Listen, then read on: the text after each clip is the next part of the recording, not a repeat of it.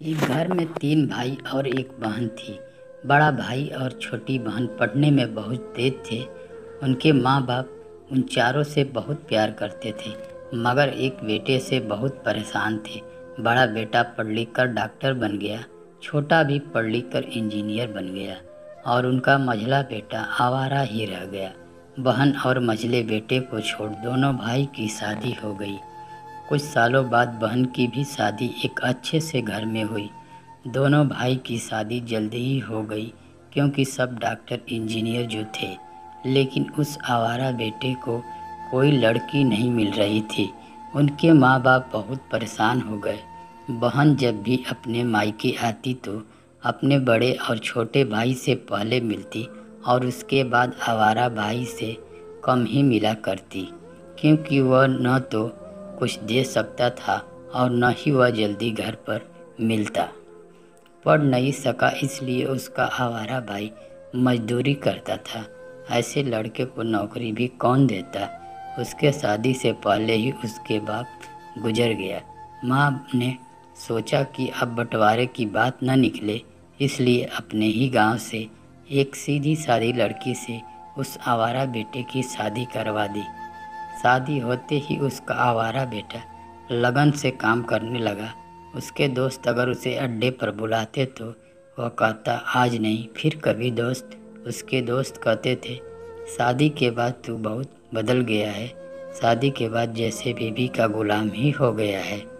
उसने कहा ऐसी बात नहीं है, कल मैं अकेला एक पेट था तो अपने रोटी के हिस्से कमा लेता था, अब दो पेट है, मेहनत तो करनी पड़ेगी। घर वाले नालायक कहते थे तो चलता था, लेकिन मेरी पत्नी अगर मुझे कभी नालायक कहे तो मेरी मर्दानगी पर एक दाग लगेगा, क्योंकि एक पत्नी के लिए उसका पति उसका घमंड, इज्जत और उम्मीद होता है। उसके घर वालों ने मुझ पर भरोसा करके ही तो अपनी बेटी दी होगी, फिर उनका भरोसा कैसे तोड़ सकता हूँ।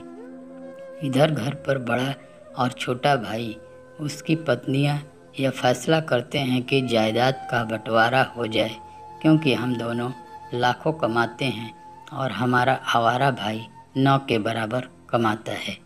माँ के लाख मना करने पर भी बंटवारे की तारीख तय होती है। बहन भी आती है, वकील को भी बुलाया गया और उनका आवारा भाई काम पर जाने के लिए बाहर आता है।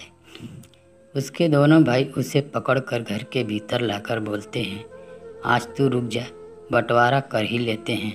वकील ने कहा ऐसा नहीं होता, साइन करना पड़ता है।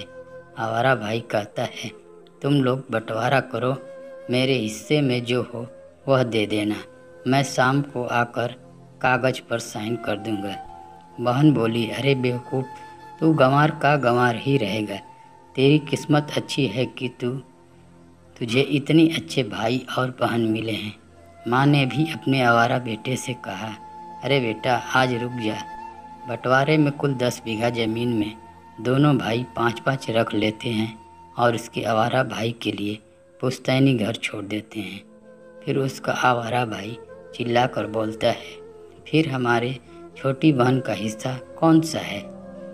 उसके भाइयों ने कहा अरे मूर्ख, बंटवारा सिर्फ भाई का होता है, बहन का हिस्सा सिर्फ उसका मायका होता है।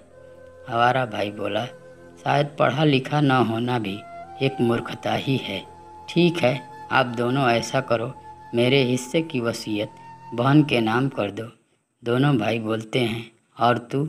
आवारा भाई अपने माँ की तरफ देखकर बोलता है मेरे हिस्से में माँ है ना। फिर अपनी बीवी की तरफ मुस्कुरा कर बोलता है क्या मैंने गलत कहा जी। उसकी पत्नी अपनी सास से गले मिलकर बोली इससे बड़ी वसीयत क्या होगी मेरे लिए कि मुझे माँ जैसी सासू मिली और बाप जैसा ख्याल रखने वाला पति।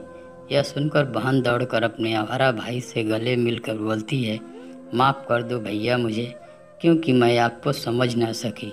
आवारा भाई अपनी बहन से कहता है इस घर में तेरा उतना ही अधिकार है जितना हम सबका। माँ का चुनाव इसलिए किया क्योंकि तुम सबको मैं याद आऊँ, क्योंकि यह वही कोख है जहाँ हम सब ने 9 महीने गुजारे। माँ के साथ तुम्हारे यादों को भी मैं रख रहा हूँ। दोनों भाई अपने आवारा और गंवार भाई से लिपट कर कहते हैं, आज तू सचमुच का बाबा लग रहा है, तूने हमारी आंखें खोल दी है। सबकी पलकों पर पानी ही पानी था। सब एक साथ फिर से रहने लगे। तो दोस्तों, इस कहानी के लिए एक लाइक कर दें, कमेंट में बताएं कहानी कैसा लगा। मिलते हैं नेक्स्ट वीडियो में, तब तक के लिए धन्यवाद।